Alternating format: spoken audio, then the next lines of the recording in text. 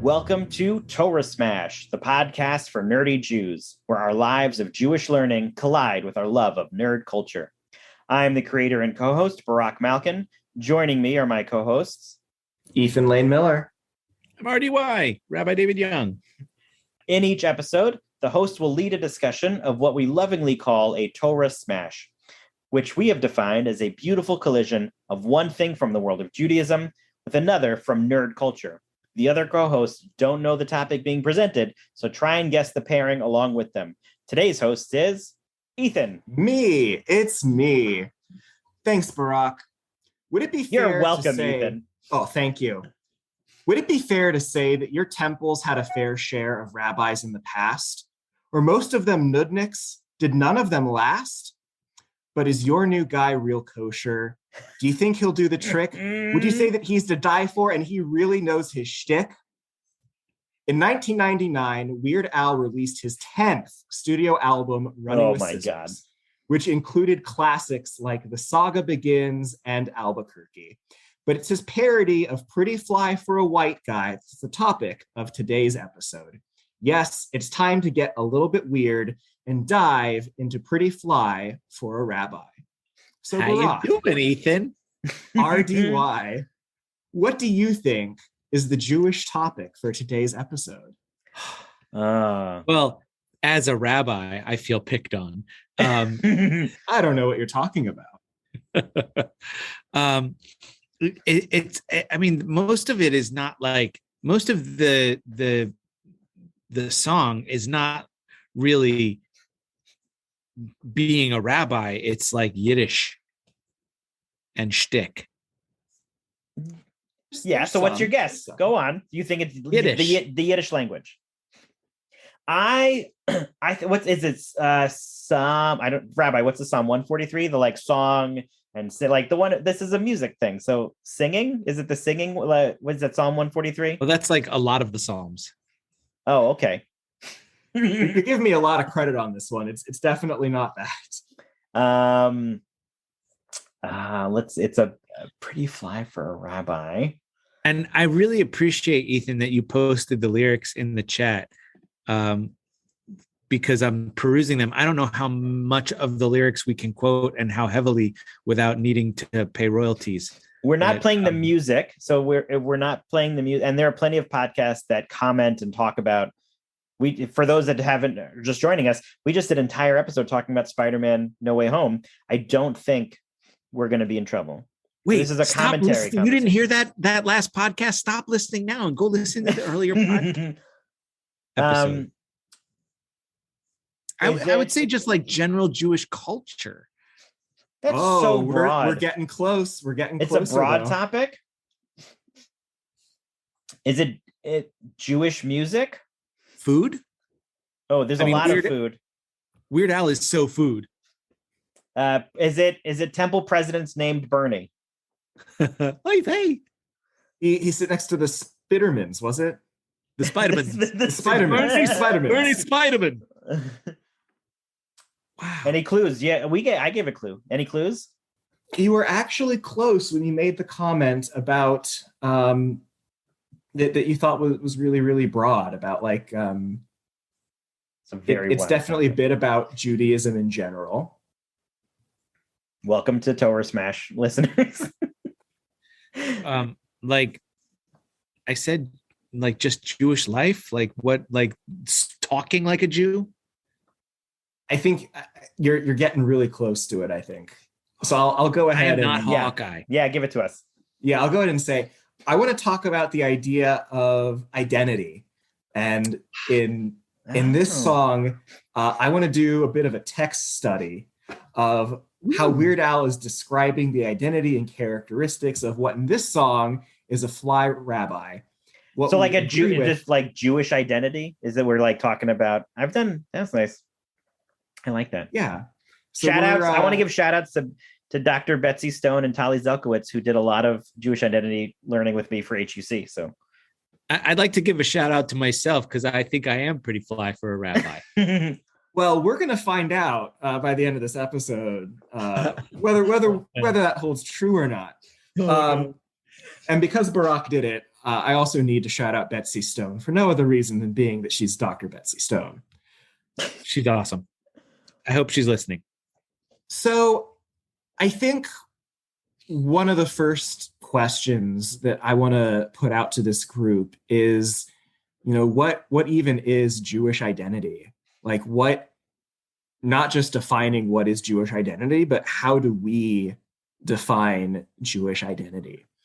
And, I think for me, being a good facilitator and answering my own question, I think sometimes Jewish identity can even be a hard thing to describe. And for me, it's almost easier to start by saying what it isn't. Like, I don't define Jewish identity in terms of ritual observance. I don't define it in terms of who your forefathers or the matriarchs are. There's definitely an element of culture. There's an element of value. And so when I think of Jewish identity, I'm oftentimes thinking of things more in that lens. I think I lean with you. To me, Jewish identity has like the same number of definitions as like the word Israel, right? Like there's so many different variations of what that looks like. But I also view Jewish identity more as the values and the person and the like tradition / community that you surround yourself with. I'm going to go on values, and I'm looking forward to finding what this pretty fly rabbi's values are, because I don't remember I just remember that he had bagels with some schmear. And that his parents paid him well, but he got to keep the tip. Oh, yeah. You're jumping ahead. I'm very excited to talk about that line. RDY, how do you define Jewish identity? Yeah, that is such a good question. I'm a Jew by luck. I was born into it, and I think that to a certain extent, if you are going to practice Judaism at all in this day and age, it almost doesn't matter, how much, with air quotes, you practice. That you are engaging with the Jewish community is a big deal, because we have so much going on this day and age. There's with the social media and movies and songs and sports and things that and like raising a family and work and work-life balance and all the things that we have coming at us in today's world. To make Judaism a part of that is a really big deal, and it's a wonderful thing for people who want to engage with Judaism. And I think that includes, even if your only engagement with Judaism is listening to this podcast, at least you're doing it. That's beautiful. And thank you to those of you who are listening to this podcast. as RDY likes to say, the dozens of you.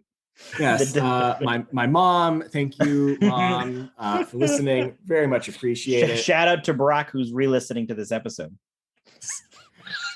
So I've shared the lyrics for our listeners at home. You're welcome to follow along. And right off, with like the first paragraph, we have the line of, and all the goyim say I'm pretty fly for a rabbi. And I want to put it out there. Do we define our Jewishness against what it is to be Jewish or against what it is to not be Jewish? In this case, are the goyim the ones who are defining what it is to be a fly rabbi? Right. So he must be a very like interreligious, in the community rabbi to have that sort of recognition, right? Like I imagine that he's doing work with the local mosque and the local church if all the goyim are saying he's pretty fly. I think, okay, first of all, let's say this song comes from like you said, Running with Scissors, which is from 1999. So it's 23 years old. Well, coming up on 23 years old.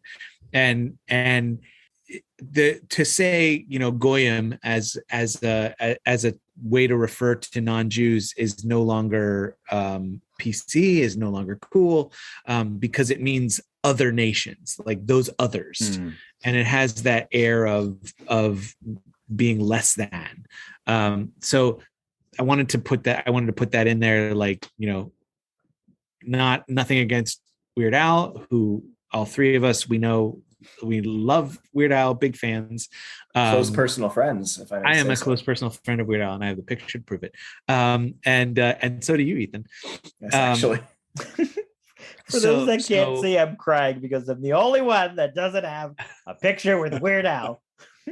If you subscribe to our future Patreon, we'll put our pictures with Weird Al in there. If you and Weird Al, if you are listening, we would please love send to me a have you as picture. guest. So I also want to say, like, the one of the funniest parts of the entire song is the very beginning. Wären Solden dira Blintz, which means may you turn into a blintz, and it's a spoof of that Def Leppard Gunther Glieben Glauchen Globen. Yeah. So I love that they turned German into Yiddish. Is that like one of those Yiddish curses, or was it totally made up and he's like, this sounds funny? That's a good question. I don't know. Yiddish professionals, please let us know in the comments. Yeah, here come the emails. Well, and it's worth pointing out that Weird Al is not Jewish, which makes this song even more incredible. That, like, he really should be, though. I mean, yeah, he is on my list of you are honorary, and we can even talk about that if we're talking about Jewish identity. Like, Weird Al, totally would love to have him as an honorary. He's like Robin Williams of blessed memory, where, like, he's not Jewish, but boy, the Yiddishkeit. Right. So I think you would have to be, the way that you see a fun, cool rabbi, I think not too long after this, the movie with Ben Stiller and Ed I think you're right. Came out. Keeping the Faith. Keeping the Faith. Thank you. But he was a fly rabbi, and one of the things that made him such a fly rabbi was his interfaith work. The choir coming in for Ein Eloheinu, and the community center that he started with Ed Norton's character.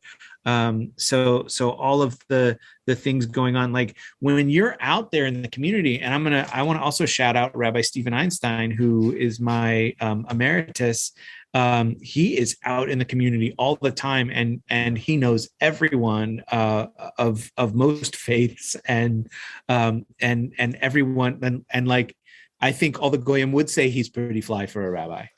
I think you landed something. Pretty fly for a rabbi. Running with Scissors came out in '99. Keeping the Faith came out in 2000.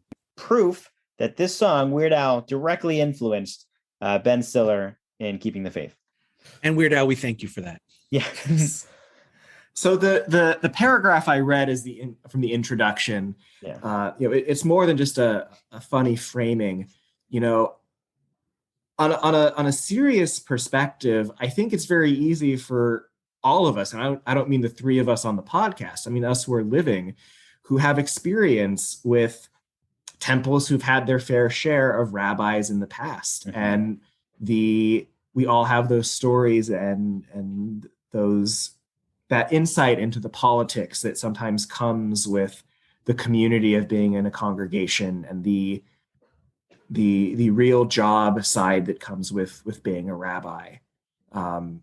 And again, kudos to Weird Al for touching on something that I think many non-Jews wouldn't necessarily grasp or understand, the sometimes very political nature of rabbinic placement and contract and negotiation and the things that go on there. I would love for him to do a sequel and just see if this rabbi lasts, because it said, like, they've had a lot of rabbis. They've got one of those revolving door synagogue situations where they're really struggling to find the right fit. And they're like, but they're that same situation where they're just so excited. This guy knows his shtick. He's to die for. I'm curious if this fly rabbi was the one for this synagogue. Sure. I would also, I hope so as well. Since you planted the seed, I'd also mention, if there was ever a sequel, the rabbi would probably be a woman. Like, this song is referring to a male rabbi the whole time. All male pronouns. Our new guy's real kosher. He's mm-hmm. to die for. Yeah.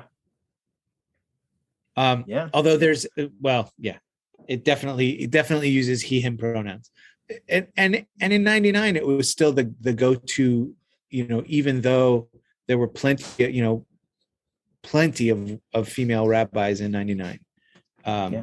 And when I went to Israel in 2001 for my first year of school, we had our class was 40% male and 60% female.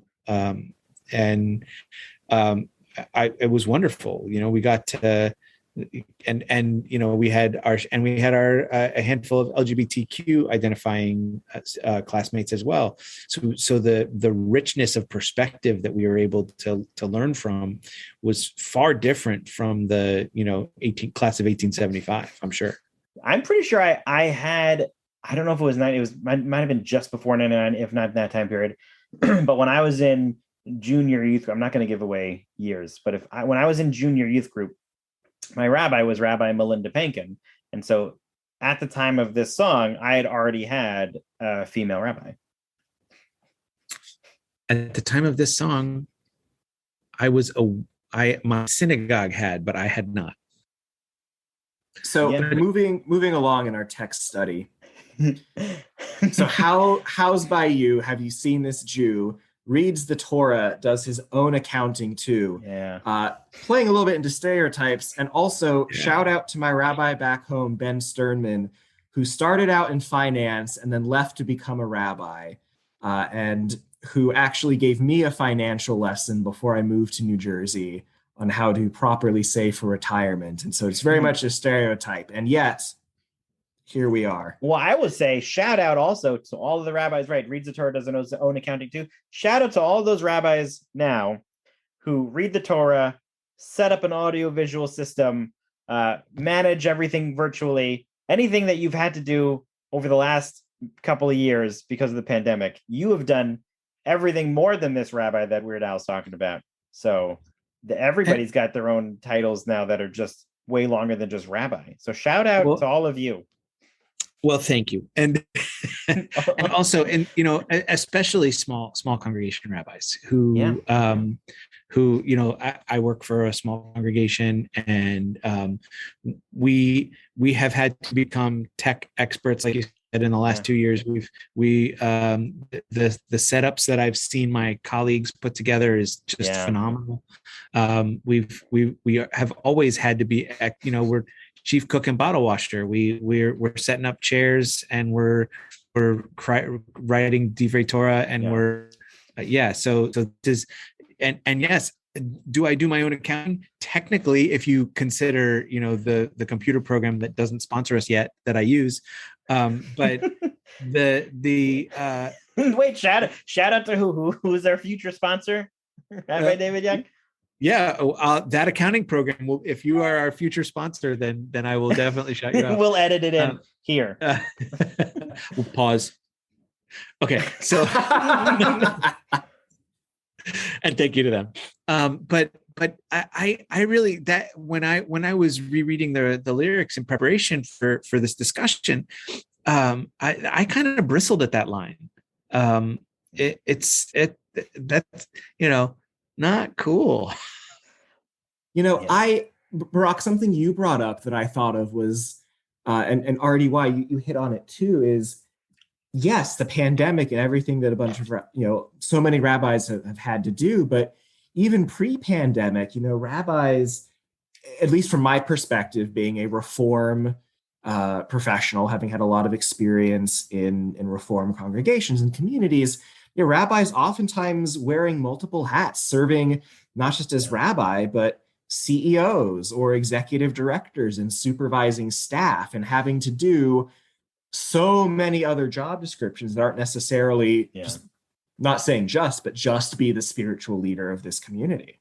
Well, the next line, working like a dog at the synagogue, he's there all day, right? I think any Jewish professional listening to this has had those years, is having those years where even outside of the rabbis, right, as a Jewish professional, there was one time when I had 4 or 5 different Jewish jobs to maintain like a full-time status. Yeah. And then when I did get full-time status at a position at a synagogue, I was there open to close. I loved it. It is like definitely one of those jobs that you love, but it is hard work, and you're there all the time. Rabbi or educator, youth professional, executive director, bookkeeper, cantor. Shout out to my wife. I was all of them. I got lunch a couple weeks ago with a rabbi, and we were talking about summer 2021, and at that point I was working at an overnight camp.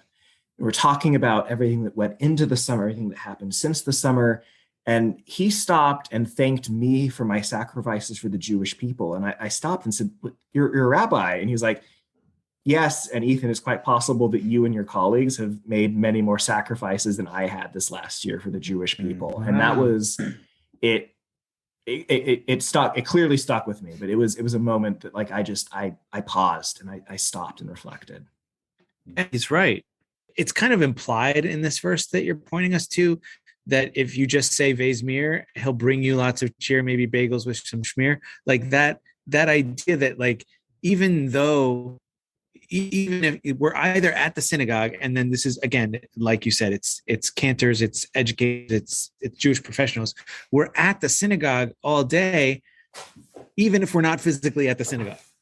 That idea that, like, you know, we get into the discussions of, like, oh, I don't see your car. Are you taking the day off? No, I'm at the hospital. I'm at someone's house. I'm going to meetings off campus. I'm having coffee with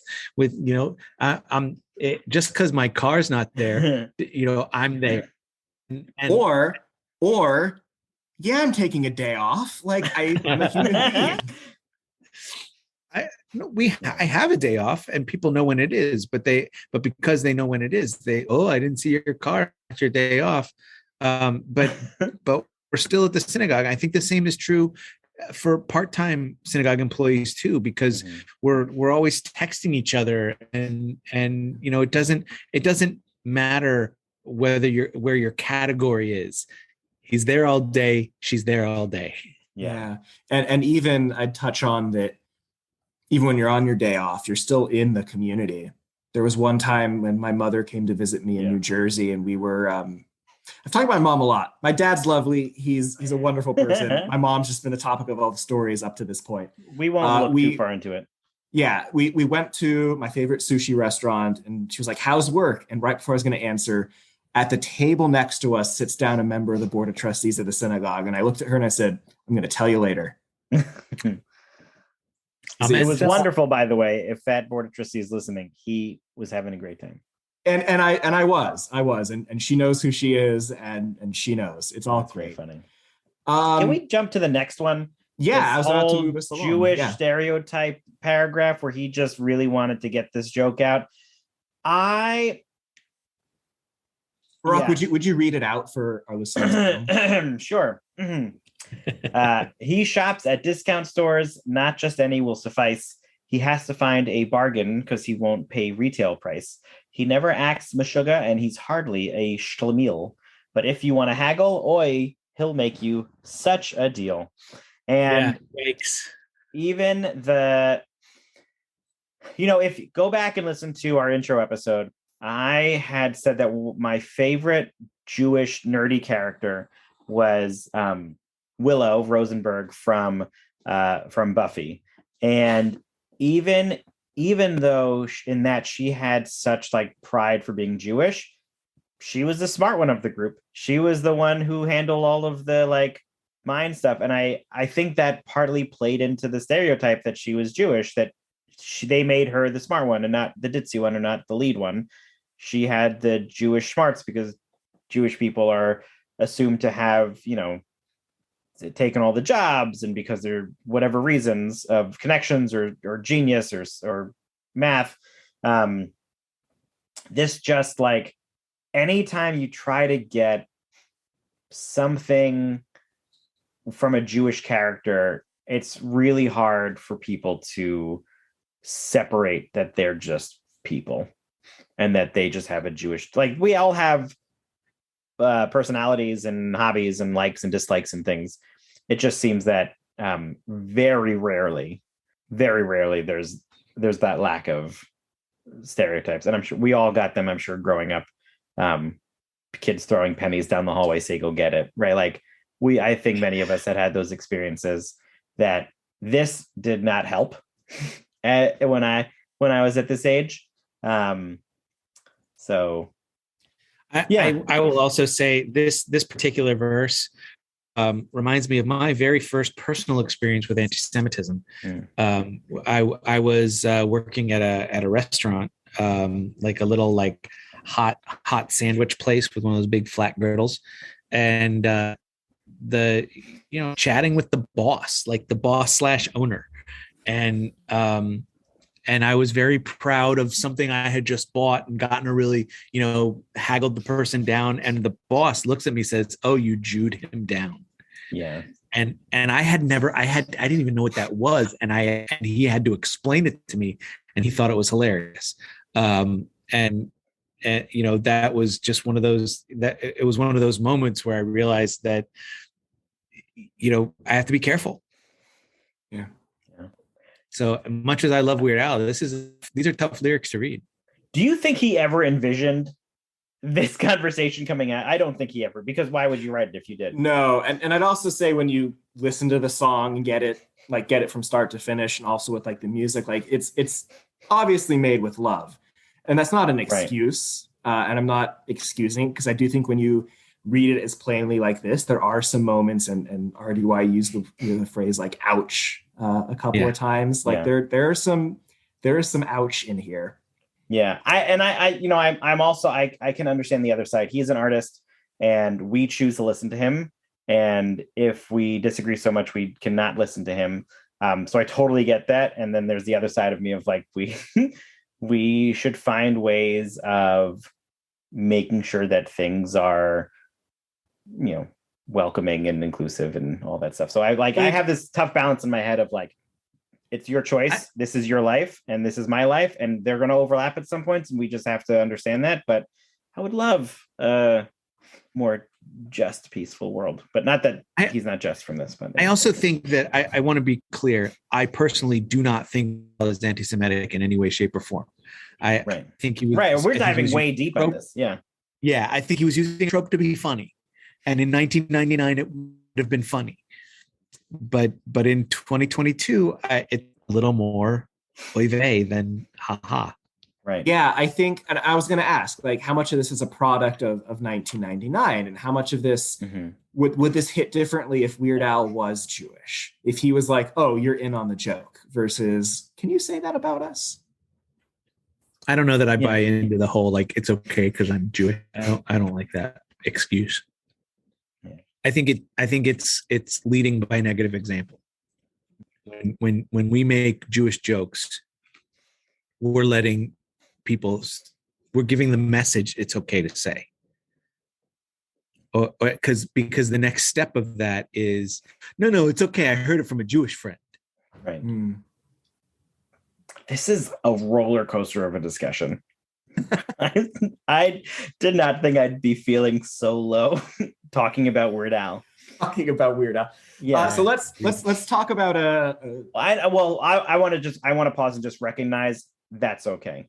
If for sure, if you are here with us and in this moment of having this grief or trauma realization, that is okay, and that's fine. I just wanted to recognize that we started off pretty high on a pretty high note talking about Weird Al, and now we're in this conversation of anti-Semitism and bigotry and other that is just, I never expected a Weird Al conversation to head this direction. Welcome to Torah Smash. Yeah. So moving on, we have what I think is a much more fun paragraph. People used to scoff, now they say Mazel Tov. He's such a macher because he works his tuchus off. Yeah, he keeps his cool and teaches shul. What's not to like. On high holy days, he prays and prays, and he never eats pastrami on white bread with mayonnaise. Put your yarmulke on. Mustard. I do it with mustard. Do you guys put mayo on your pastrami? No, he says you never do. Oh, okay, good. Mayo and white bread. So mayo and white bread is that stereotypical. I said earlier in in this episode that saying that goyim is not really an acceptable phrase, but Yeah. it's hard. I have a phrase I would like to call mayonnaise and white bread, but I'm not going to use it because of that exact same lesson. Oh, okay. It's stereotypical non-Jew. My roommate and one of my roommates my senior year of college, who I absolutely adore, would eat a mayonnaise sandwich from time to time. She would just get a piece of white bread and put mayonnaise on it, and like that would be her lunch. And man, Cool. She's definitely not Jewish. I think I'm more corned beef than. Do you guys prefer corned beef or pastrami? I think corned beef. I'm a pescatarian. I prefer tuna.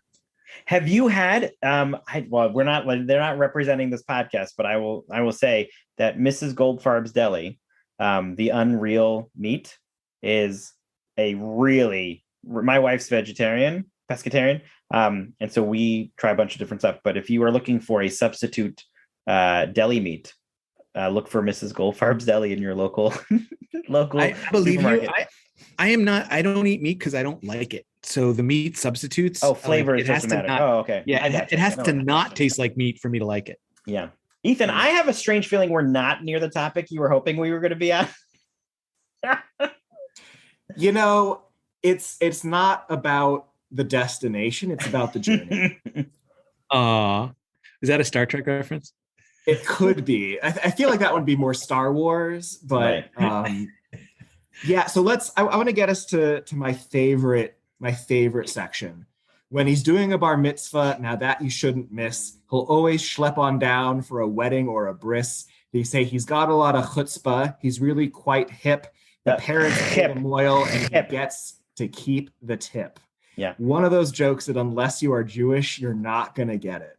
I love this section. I will say my bris was it was my son's bris. My son's I was going to bris. say, you remember your bris? Right. I don't remember my mine, but I son's- couldn't walk or talk for a year after. Come on.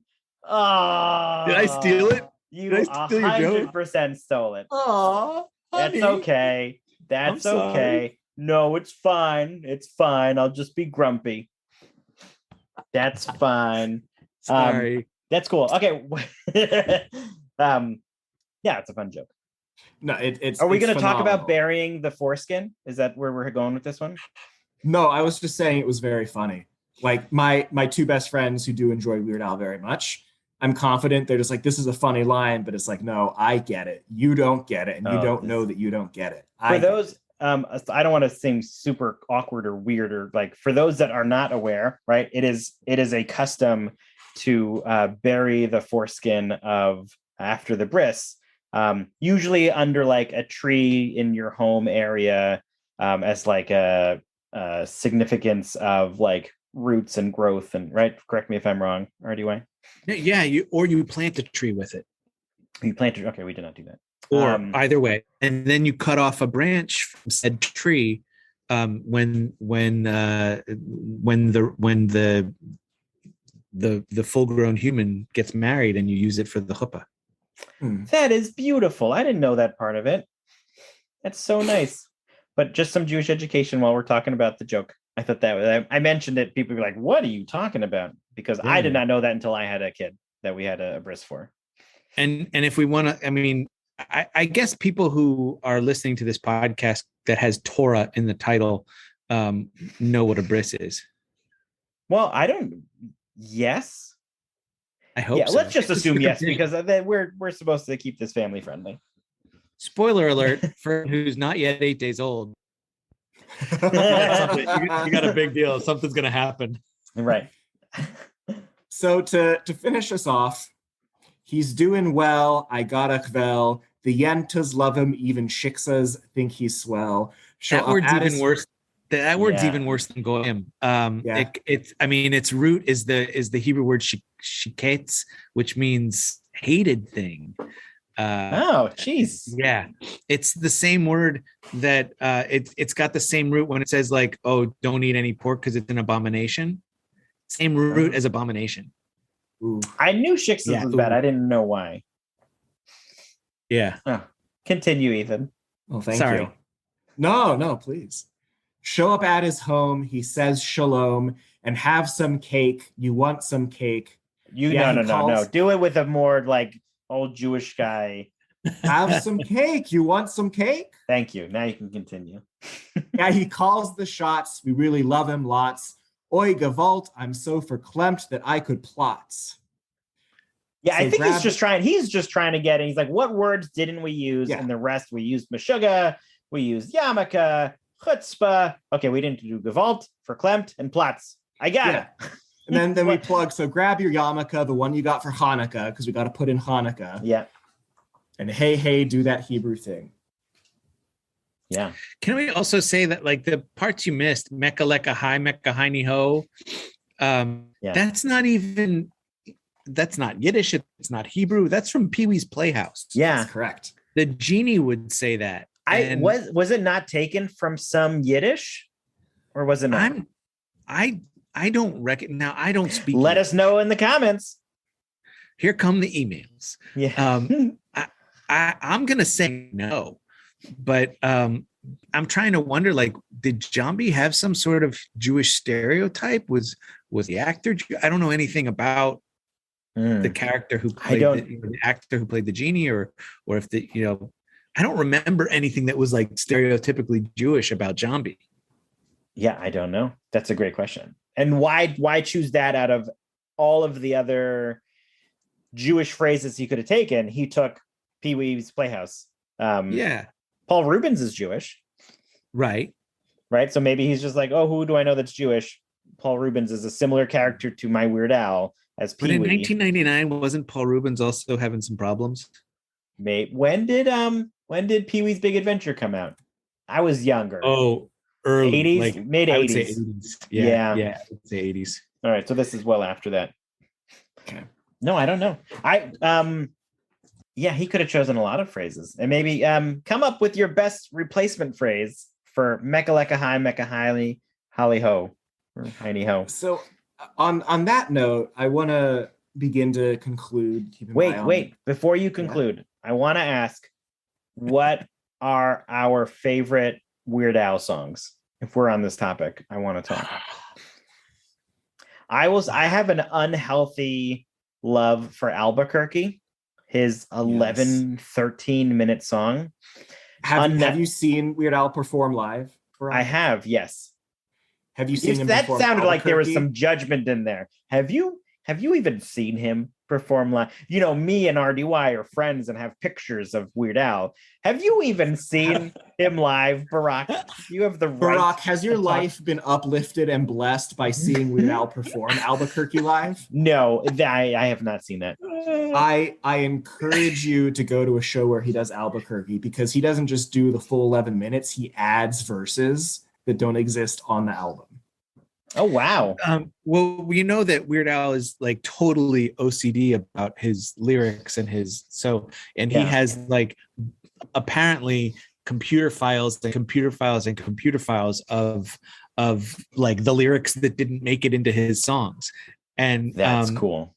And so like, I'm wondering, like, if he went so deep as to use verklempt and plots, like didn't make the list?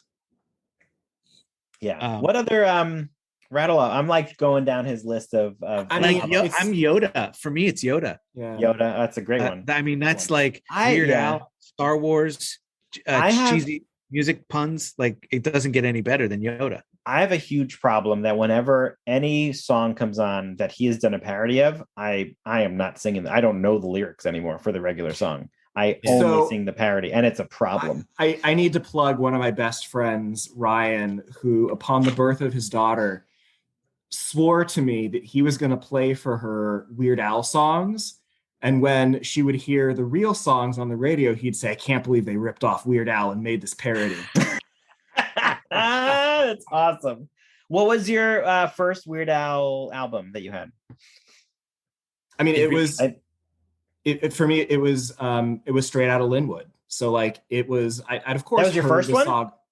I of course had heard things like The Saga Begins and things leading into it, but like the first one where if you remember CDs, that was the first CD that I bought. Like it was that. And so for my favorite Weird Al song, it's a little bit of a classic now, but it's definitely White and Nerdy. There'll always be a special place in my heart. One of my first cassettes I got was Bad Hair Day. And then when I got it and when I got the CD, I got Running with Scissors. I got Dare to Be Stupid. And I just like almost on repeat. Those were like regulars for me. So those three albums, I think, were like most of those songs I could sing for you, no problem. And they're just treasure. I was in 4th grade when In 3D came out. It was one of the first cassette tapes I ever got, and I don't know.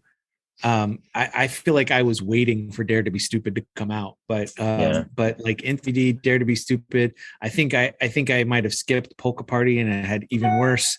But I feel like I'm really showing my age here, but among the group, but that you guys are listening to albums that are 10 years after my first experiences. There was a TV show called Putting on the Hits. And I used my parents' house that I grew up in. We had a furnished dining room across from a totally unfurnished living room that was just an empty space with a carpet. And I used to run around that room playing in 3D and Dare to Be Stupid, and imagining my own costuming and choreography for being on Putting on the Hits. So amazing. There's an interview, I've seen it online, where someone from Devo is talking about Dare to Be Stupid and says, like, Weird Al comes up and goes like, it's not a direct parody, but like we're parodying the song and or the style, and listened to Dare to Be Stupid and said Weird Al came up with some of the most beautiful, incredible synthesizer sounds. The guy from Devo said that. I saw that. Yeah. Says, I hate him for it. It was so good. Yeah, he said it was like a masterpiece. Stupid is a great song. It is on my top 5. Like, White and Nerdy is there, but I love Dare to Be Stupid. I need to plug one more thing. Dare to Be Stupid is 1985 in 3 minutes. Plug one more thing. Yeah, I'm going to plug one more thing, then ask my concluding question. Weird Al almost did a parody of Let It Go from Frozen. Oh my God. But didn't do it when he did a little Googling and found out someone else beat him to it. He was going to do a parody of Let It Go called Make It So. And it was going to be a Star Trek parody song. And that's somewhere out there in the multiverse, darn you people, he was the first one who did it. And it would have been, it's nowhere near as popular because we have not heard of it. Right. I want to, maybe I'll hear it in a dream. Yeah. Or I'm going to Google it after this.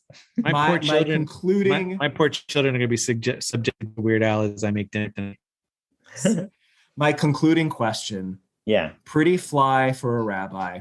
Would this song be made in 2022? With different lyrics. You don't think with different lyrics it would be done? I think it would really have to be reworked. I think it's the same question as Blazing Saddles. It's just too much for 2022. Okay, that's a good point. Right, what's the stuff that Weird Al's doing today, like now, right? I have tickets to go see him this year. Don't worry. He's touring. Yeah, I don't know if I don't think he's really attacking things in the same way. Not attacking, but parroting things the same way. Yeah, maybe not. I don't think so.